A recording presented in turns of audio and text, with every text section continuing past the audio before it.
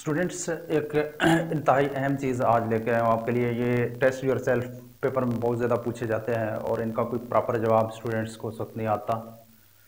तो सिंपल और अगर कोई गाइड वगैरह है तो उनमें ज़्यादा कॉम्प्लिकेटेड जवाब लिखे होते हैं। तो सिंपल जवाब इनके लिखने हैं। तो पहला क्वेश्चन है why reversible reactions never complete. Reversible reaction complete क्यों नहीं होते? जहां पे सवाल में वाई आता है पहली चीज उसको हमने अपना स्टेटमेंट y को काट के y के बाद अपना स्टेटमेंट जहां से शुरू है वहीं से शुरू करते हैं। जैसे y को अगर हम y को अलग करेंगे तो reversible reactions never complete. Never complete के बाद फिर क्या करना है? बिकॉज लाजमी यहां तक पहुंचेंगे तो क्वेश्चन मार्क की जगह पे लिखेंगे बिकॉज। अब उसके बाद आप अपना जवाब लिखेंगे because products recombine to form reactant. क्योंकि रिवर्सिबल रिएक्शन है तो रिवर्सिबल रिएक्शन में प्रोडक्ट दोबारा रिएक्टेंट बनाते हैं, इसलिए ये रिवर्सिबल रिएक्शन कभी भी कंप्लीट नहीं होते। नेक्स्ट है what is static equilibrium state, give example. ये बिल्कुल सिंपल क्वेश्चन है, आपकी बुक में दिया हुआ है इसलिए आप उसको वहां से कर सकते हैं। नेक्स्ट है why amount of reactants and product do not change in reversible reactions. Reversible reactions में प्रोडक्ट और रिएक्टेंट की मिकदारें क्यों तब्दील नहीं होती? देखें रिवर्सिबल हर वक्त ऐसा नहीं है। रिवर्सिबल रिएक्शन में भी रिएक्टेंट और प्रोडक्ट की मिकदारें उस वक्त चेंज नहीं होती जब वो इक्विलिब्रियम स्टेट के ऊपर होंगे। तो अब यहां से भी क्या करना है? y को काटना है और कहां से शुरू करना है? अमाउंट से। Amount of reactants and product do not change in reversible reactions. उसके बाद यहां क्वेश्चन मार्क की जगह क्या देना है? बिकॉज अब जवाब लिखना है because at equilibrium state RF is equal to RR। तो ये सिंपल जवाब है क्योंकि इक्विलिब्रियम स्टेट के ऊपर रेट ऑफ फॉरवर्ड रिएक्शन हमेशा बराबर होता है रेट ऑफ रिवर्स रिएक्शन के, इसलिए रिएक्टेंट और प्रोडक्ट की मिकदारें चेंज नहीं हो रही होती।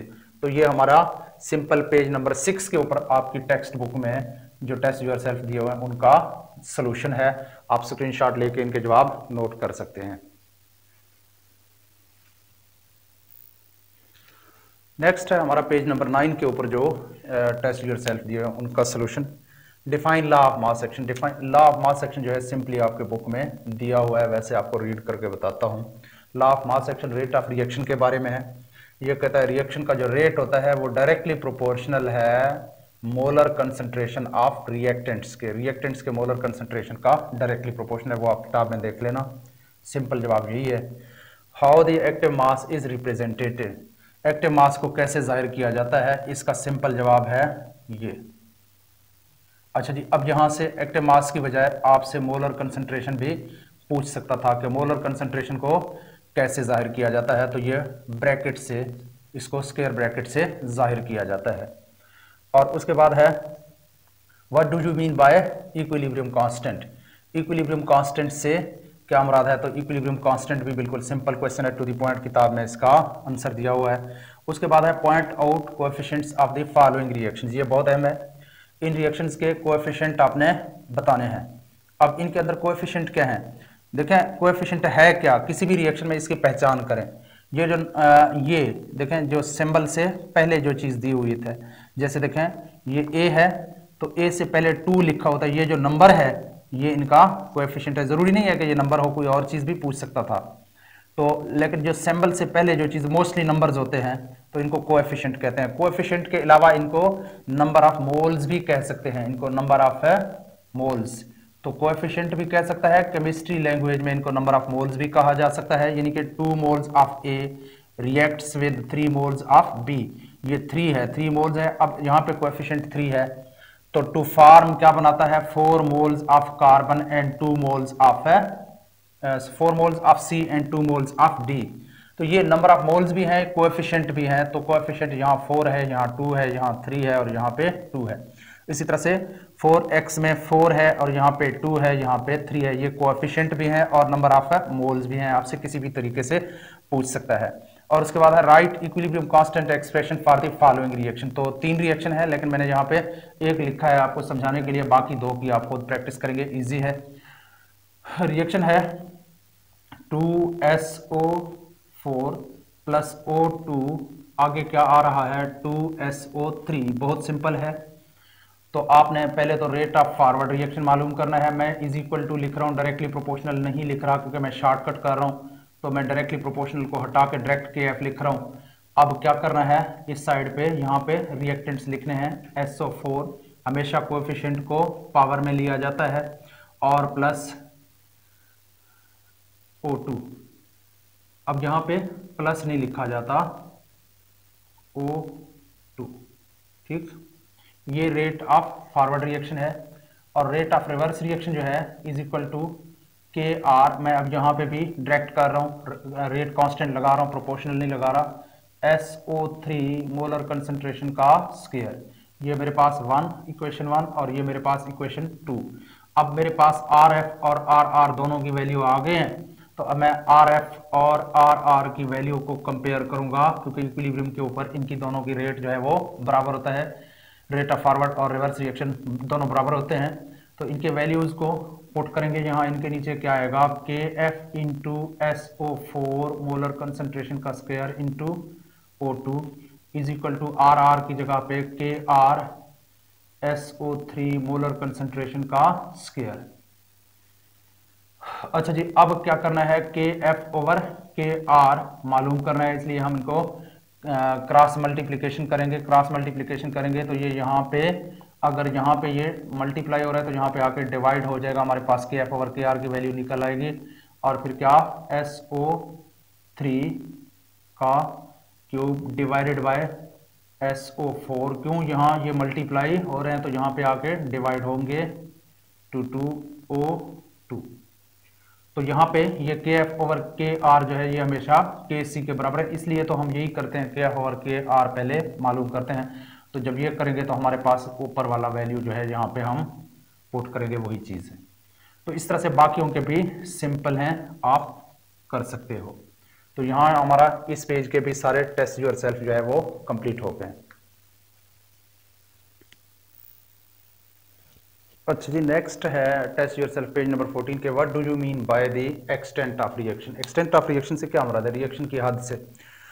तो बच्चे एक्सटेंट ऑफ रिएक्शन से मुराद है रिएक्शन की हद, जिस हद तक रिएक्शन प्रोसीड करेगा उसे हम एक्सटेंट ऑफ रिएक्शन कहेंगे। The extent to which reaction can proceed, reaction can proceed, वो हद जिस तक रिएक्शन प्रोसीड कर सकता है, इज कॉल्ड, इसको क्या कहते हैं, एक्सटेंट ऑफ रिएक्शन। आगे मैं नहीं लिख रहा, कंप्लीट आप यहां से देख के करेंगे, एक्सटेंट ऑफ रिएक्शन तो कंप्लीट है। अच्छा जी, नेक्स्ट है why reversible reactions do not goes to complete. Reversible reaction कभी भी कंप्लीट नहीं होते, कंप्लीशन तक क्यों नहीं जाते। इसका सिंपल जवाब है, पहले भी आया हुआ है, वाई को चेंज करेंगे बिकॉज में, बिकॉज क्या होगा, do not go to completion because rate of forward and rate of reverse reaction are equal. तो इसका भी सिंपल जवाब है, कहां से शुरू करेंगे, reversible reaction do not goes to completion because there लिखें, because there RF is equal to RR। तो सिंपल और आपका एक्यूरेट, 100% एक्यूरेट जवाब। नेक्स्ट है, if a reaction has large value of Kc will it go for completion and why. अगर Kc की value high है तो क्या ये कंप्लीशन तक जाएगा, अगर जाएगा तो क्यों, बिल्कुल यस, इसका जवाब है यस। कंप्लीशन तक क्यों जाएगा, इसलिए जाएगा कि रिएक्शन मिक्सचर के अंदर बिकॉज रिएक्शन मिक्सचर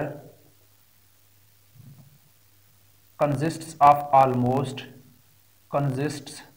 मुश्तमिल होगा, consists of almost the products. Reaction mixture जो है तकरीबन प्रोडक्ट्स पर मुश्तमिल होगा, तकरीबन तमाम के तमाम उसके अंदर प्रोडक्ट होंगे। अच्छा, which type of the reaction do not go to completion. तो इसका सिंपल जवाब है रिवर्सिबल रिएक्शन। रिवर्सिबल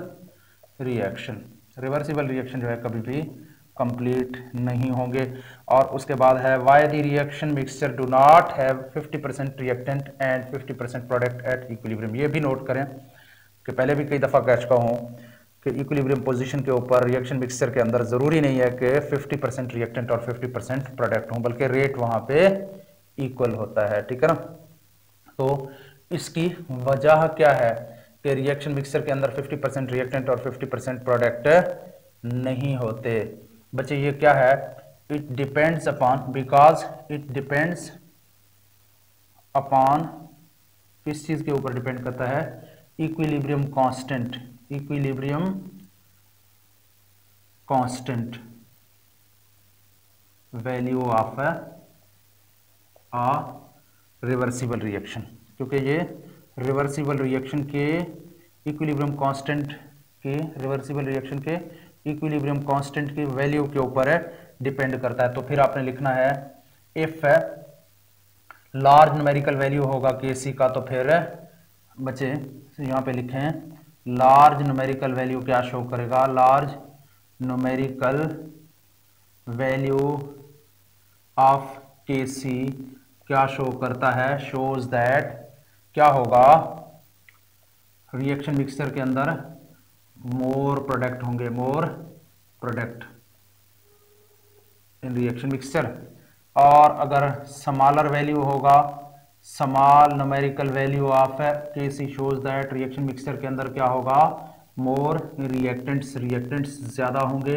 अब जरूरी नहीं है 50% रिएक्टेंट हों, तो इस वजह से ये लार्ज न्यूमेरिकल वैल्यू के ऊपर डिपेंड करता है केसी के। तो इस वजह से रिएक्शन मिक्सचर के अंदर 50% रिएक्टेंट और प्रोडक्ट का होना जरूरी नहीं है।